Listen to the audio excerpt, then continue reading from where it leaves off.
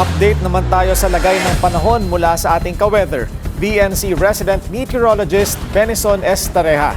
Benison, kumusta naman ang Vietnam today?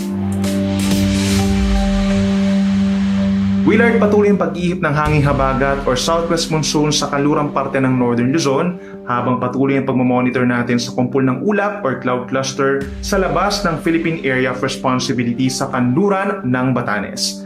Ayon po sa Pag-asa, posibleng may mabuo na low pressure area mula dun sa cloud cluster at pumasok ng par sa Miyerkules o Huwebes malapit sa Taiwan.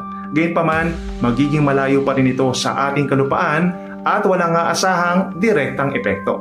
Base naman sa ating weather forecast, bukas, araw ng Miyerkules, mananatiling maaraw sa umaga at mainit sa tanghali sa halos buong Luzon, maliban na lamang sa Batanes, Ilocos Norte at Pangasinan dahil sa habagat kung saan may tsansa na agad ng mga pag-ulan sa umaga.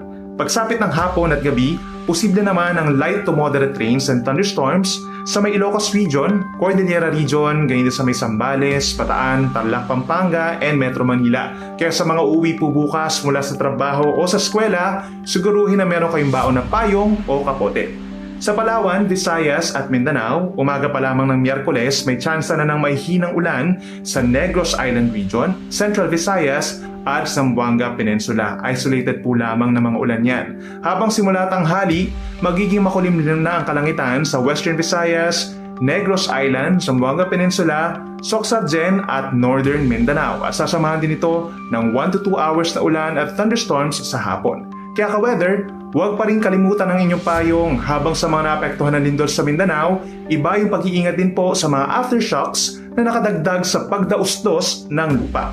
Mula Huwebes hanggang weekend naman, mananatili pong mahina ang southwest monsoon at tanging sa Northern Luzon pa lamang ito magdadala pa rin ng mga pag-ulan sa halos maghapon. Habang sa iba pang bahagi ng bansa, wala pa rin magiging aberya kung meron po kayong mga bakasyon o mahalagang lakad, ngunit aasahan pa rin po ang paminsan-minsang ulan, lalo na tuwing hapon at gabi dahil lamang yan sa localized thunderstorms. At yan muna napapanahong balita ngayong Martes mula dito sa may Danang, Central Vietnam. Ako po inyong ka-weather, Benison Estareja na nagsasabing, ang swerte darating sa tamang panahon.